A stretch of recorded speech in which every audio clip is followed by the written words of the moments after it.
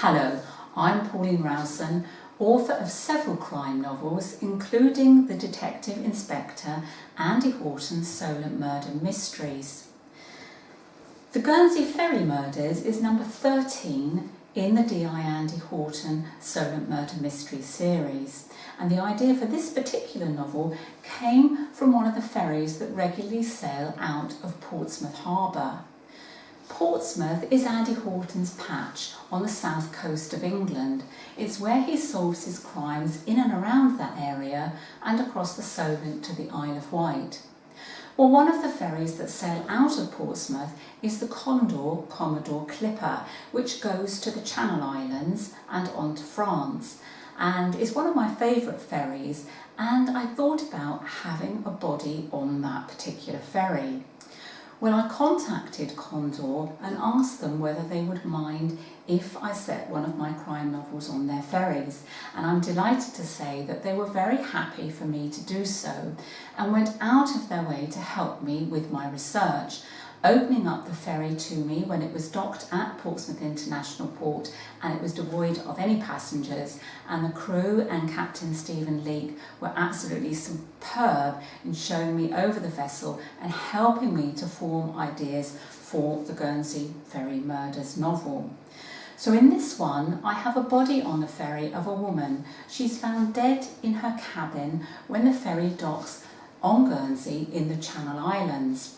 And Andy Horton is actually in Guernsey at that particular time, following up a clue as to his mother's disappearance over 30 years ago when he was a child. When he gets a telephone call from his friend Inspector John Guilbert of the States of Guernsey Police to say that this woman has been found in the cabin, and would he go on board and help investigate it with him. And he does so. The cabin door is locked. The woman had paid for her berth by cash. She's got no luggage on her, and nobody really has a clue of why she was on the ferry or where she was going when she reaches Guernsey.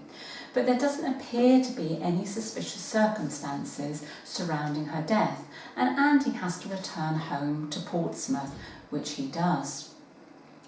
As soon as he arrives home, though, he gets a telephone call from Sergeant Warren at Portsmouth Police to say that they've had reports of a body of a man found under one of the rotting houseboats abutting Langstone Harbour, which is just down the road from where Andy lives on board his small yacht, which he's been living on board since his estrangement from his wife Catherine and his young daughter Emma. Well, Andy obviously hurries to the report of the death of this man and finds that he is a vagrant who has been shot, and, as I said, his body is under the rotting houseboat. Now, this clearly is murder, and Andy and the team of Sergeant Cantelli need to investigate under Superintendent Uckfield, the head of the major crime team.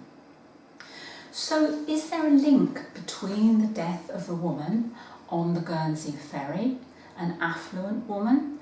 Is there a link between her and the murder of the vagrant under a rotting houseboat?